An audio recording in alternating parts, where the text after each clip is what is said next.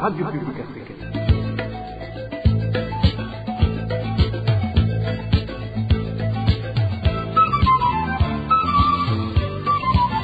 Radio Publique Africaine.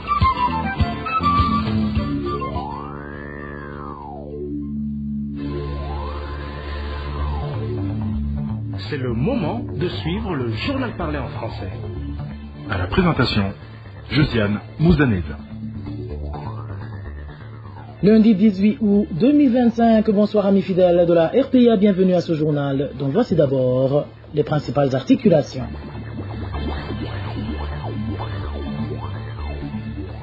Entrée de match très prometteur pour les équipes qui représenteront le Burundi aux compétitions africaines. Toutes les équipes burundaises ont marqué des buts et 18 buts ont été marqués dans les 8 matchs joués pour la première journée.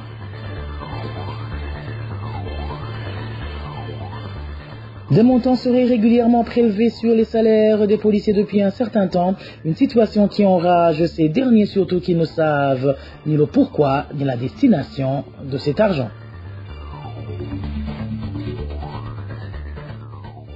4 jours après la date butoir donnée par la régie des eaux, le courant électrique n'est toujours pas rétabli. Et aujourd'hui, nous vous ferons faire le tour de la capitale politique et celle économique du pays. Voilà pour le sommaire. Bien le bonsoir sur vous, mesdames et messieurs. Tout de suite, le développement de ces titres.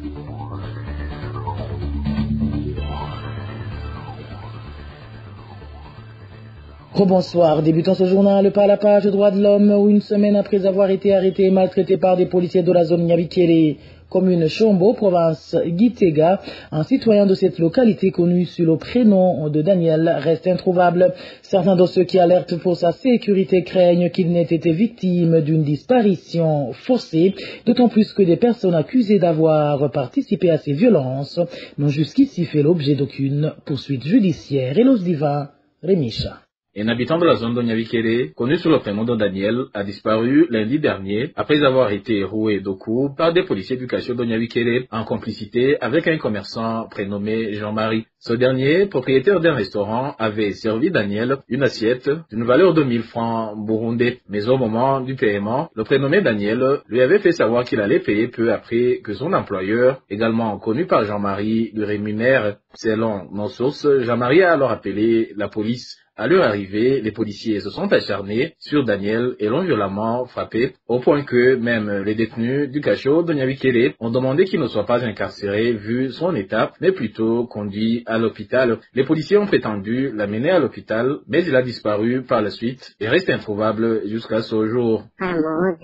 Il reste introuvable jusqu'à l'heure actuelle. Ni les instances judiciaires ni l'administration communale n'ont donné de suite à la disparition de Daniel. L'administrateur communal et le commissaire provincial avaient promis l'ouverture d'enquête, mais rien n'a filtré. Une semaine après que les autorités ont annoncé l'ouverture d'enquête, certains habitants de Nyabikere disent être étonnés de constater qu'aucune arrestation n'a eu lieu, ni du commerçant Jean-Marie, ni des policiers qui ont passé à tabac Daniel. Actuellement, ils exigent que justice soit rendue. Sa famille souhaite au moins retrouver son corps afin de s'assurer du sort de leurs proches. Elle demande avec insistance que la justice fasse son travail et sanctionne les auteurs. La rédaction de la RPA a tenté de joindre encore une fois par téléphone Renovanda Ikengurutse, administrateur de la commune Chombo, dont dépend la zone de Nyabikere, afin de savoir où en sont les enquêtes, mais en vain. Merci à toi, Eloge Divin, Remisha. Pour ce qui est du bilan sécuritaire de cette semaine écoulée, une personne a été portée à la connaissance de la RPA comme ayant été tuée. Le crime a eu lieu en province Gitega et la victime s'appelait Désiré Nidjumbere, âgé de 30 ans. Il est décédé mercredi dernier à l'hôpital de Kiwouye après avoir été violemment frappé le 9 août par 2 de ses proches alors qu'il récoltait des avocats dans le champ familial sur la colline Mugoboka, commune et province Gitega. Des différents fonciers seraient à l'origine de ce drame et de personnes soupçonnées d'avoir commis ce meurtre sont entre les mains de la police. Une courte pause et nous parlons gouvernance. RPA. Un vif mécontentement gagne une partie du corps policier burundais. Depuis plusieurs jours, nombre d'agents affirment constater des ponctions inexpliquées sur leur salaire, sans en connaître la destination. Ceux qui se sentent confiés à la RPA soutiennent que ces retenues seraient opérées à l'échelle nationale. David Claude Mananayo nous en dit plus. Depuis le mois de juillet de cette année, plusieurs policiers qui se sont confiés à la radio publique africaine affirment avoir constaté des prélèvements de 5 000 francs burundais sur leur salaire. Non seulement ces déductions ont été effectuées sans aucune consultation préalable, mais jusqu'à présent, ils n'ont reçu aucune explication quant à la destination de ces fonds. L'un de ces policiers témoigne. En d'autres termes, chaque fois que nous consultons nos comptes bancaires pour percevoir nos salaires, nous constatons qu'une somme de 5 000 francs burundais a été systématiquement retranchée. Outre ces retenues injustifiées, ce qui choque davantage les policiers, c'est le fait d'être ponctionnés alors qu'ils vivent déjà dans une situation de grande précarité, leur rémunération étant jugée dérisoire. N'ayant jamais obtenu la moindre justification concernant ces ponctions, ces agents exigent que le ministère compétent fasse toute la lumière sur cette affaire. Nous sollicitons du ministère qu'il nous éclaire sur cette situation car, dans les conditions actuelles, nos rémunérations déjà dérisoires ne suffisent même plus à couvrir nos besoins les plus élémentaires. La rédaction de la radio publique africaine a tenté de joindre le ministre de l'Intérieur, Léonidas Ndaruzanié, qui a dans ses attributions la police nationale, mais celui-ci n'a pas répondu à nos appels. Contacté à son tour, le porte-parole du ministère, Pierre Mourikiye, a mis fin à la communication immédiatement après avoir été informé de l'objet de l'appel. David Claude Mbananayo, je vous le disais en titre, une solution durable au problème de coupure d'électricité dans plusieurs quartiers de la ville de Bujumbura semble encore lointaine. Après le délai fixé par la Régie des eaux qui avait promis de résoudre cette situation, les plaintes des citadins demeurent vives. Jusqu'à présent, Walter Quizela nous en dit plus. Après un délai de 14 jours donné par la Régie des eaux pour résoudre le problème du manque et des coupures d'électricité, aucun changement jusqu'à présent sur les coupures répétitives. Certains habitants de la mairie de Bujumbura exerçant leurs activités au centre-ville de Bujumbura disent qu'ils vivent le même calvaire. Cet habitant témoigne.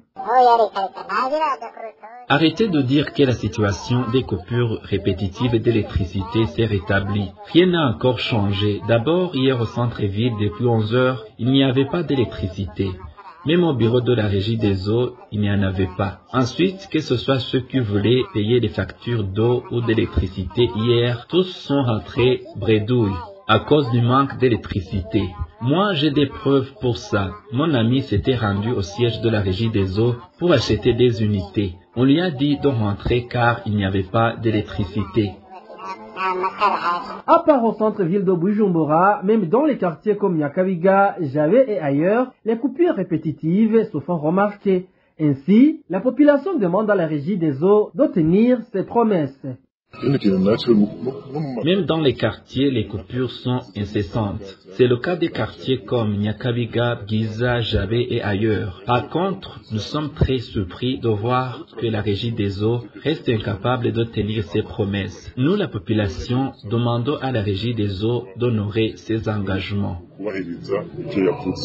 Selon certains citadins de la mairie de Bujumbura, le seul changement est que pour le moment, en cas de ces coupures, elles durent quelques heures, alors qu'avant, c'était pendant toute la journée. Comme la plupart des familles en mairie de Bujumbura effectuent des activités nécessitant l'électricité, les grognes sont nombreuses. Mais le pire dans tout cela, c'est que même la Régie des eaux est au courant de cette situation sans y réagir. Walter Quizila, idem pour presque tous les quartiers de la ville de Gitega. Parfois, ces coupures peuvent durer près d'une demi-journée avant le retour du courant. Les habitants de Gitega demandent à la Régie des eaux d'intervenir pour trouver une solution à cette problématique. Les détails avec Innocent Valentin, Singilangab. La fin de cette semaine a été marquée par des coupures de courant dans la ville d'Ogitega. Les informations que nous recevons de cette province indiquent que la coupure d'électricité a touché simultanément tous les quartiers composant la ville d'Ogitega et que le courant électrique revenait en même temps dans toute la ville. Un habitant que nous avons interrogé nous a donné une image de la journée de vendredi et de samedi. Le vendredi, l'électricité a été coupée à partir de 9h du matin jusqu'à 14h. Elle revenait brièvement avant d'être coupée à nouveau pour revenir enfin vers 20h du soir.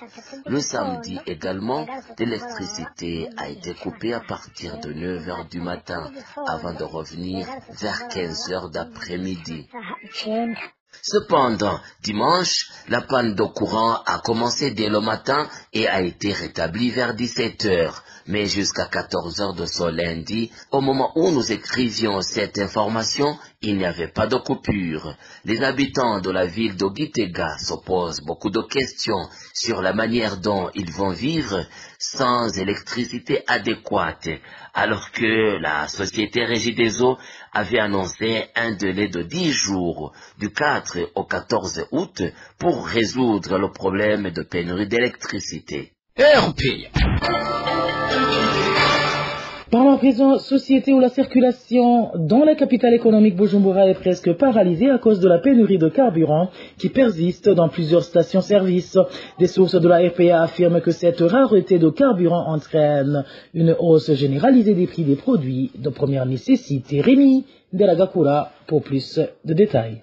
De longues files d'attente sont visibles aux arrêts de bus dans le centre-ville de Bujumbura, où les habitants patientent pour trouver un moyen de transport vers différents quartiers. Ces files se forment également dans certaines stations-service où des véhicules stationnent en attente de carburant sans certitude qu'il y en aura. Les conséquences de cette pénurie se répercutent directement sur la vie des citoyens. Cet habitat témoigne que l'une des plus marquantes est la hausse des prix des produits de la première nécessité. Actuellement, tout est devenu compliqué à cause du manque de carburant. Se déplacer nécessite du carburant. Et sans cela, rien ne fonctionne. Les transports sont de plus en plus chers. Aujourd'hui, pour quitter la ville, on doit emprunter le taxi appelé Changa Chang qui coûte entre 4 000 et 5 000 francs. C'est un vrai problème car sans carburant, on ne peut rien faire. Le carburant est devenu comme le cœur du pays. Sans lui, tout s'arrête.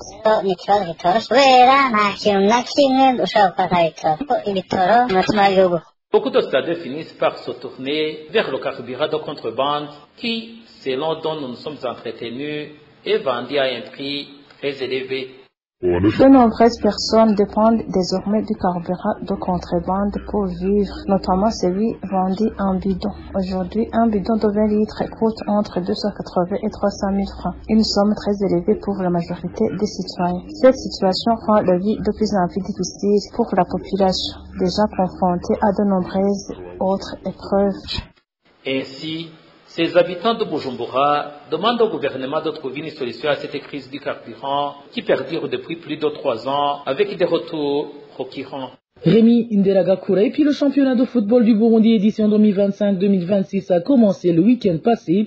Les équipes qui représenteront le Burundi aux compétitions africaines ont débuté par une victoire. 18 buts ont été marqués en 8 matchs de la première journée. Les détails avec Désiré Hatungiman. La première journée du championnat de football du Burundi a été clôturée ce dimanche par un match qui a opposé Ngozi City à Olympic Star de Muyinga. Les deux équipes se sont quittées sur un score nul d'un but partout.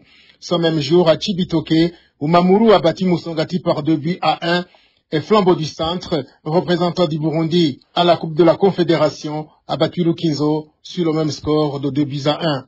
Samedi, Interstar a fait match nul d'un but partout contre Messager Ngozi, et Vitalo s'est incliné face à Vision sur la plus petite des marques.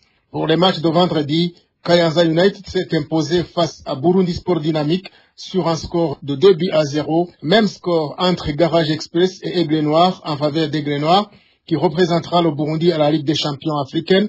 Et Muzinga, la formation militaire qui retrouve l'élite burundaise après plusieurs années de galère, a battu BJ Green par 2 buts à 1. Pour cette première journée, 18 buts ont été marqués pour les 8 matchs disputés. Toujours au football, mais du côté féminin, pour vous dire que l'entraîneur national des moins de 20 ans, Belize Ninina Azoué, a publié la liste des joueurs présélectionnés pour les éliminatoires de la Coupe du Monde des moins de 20 ans. Toutes les joueuses présélectionnées jouent en première division et deuxième division au Burundi, sauf 3 joueuses qui évoluent au Rwanda, à savoir Vizima Narukia de Rayon Sport, Aboniman Espérance et Akimana Chanceline, les deux de Police Football Club. Il est prévu que le Burundi joue contre la Zambie entre le 19 et le 21 septembre. Au tennis de cours, Sandra Nahimana va écrire la nouvelle page de l'histoire de ce sport pour le Burundi ce 18 août 2025. En effet, il est prévu à 17h que cette fille joue son premier match de US Open contre la Française Manon Léonard, classée 210e au niveau mondial, tandis que Sandra occupe la 225e place. Vous aurez les détails de ce match dans le journal de ce mardi 19 août. Et voilà, amis fidèles de la RPA, c'est sur ce reportage de mon confrère Désiré Atonimana que prend fin le journal en français de ce lundi 18 août 2025. Merci pour votre aimable écoute. Merci également aux équipes rédactionnelles et techniques pour leur franche et parfaite collaboration. À la présentation de ce journal, vous étiez avec Josiane Mouzaneza. Excellente soirée chez vous. Au revoir.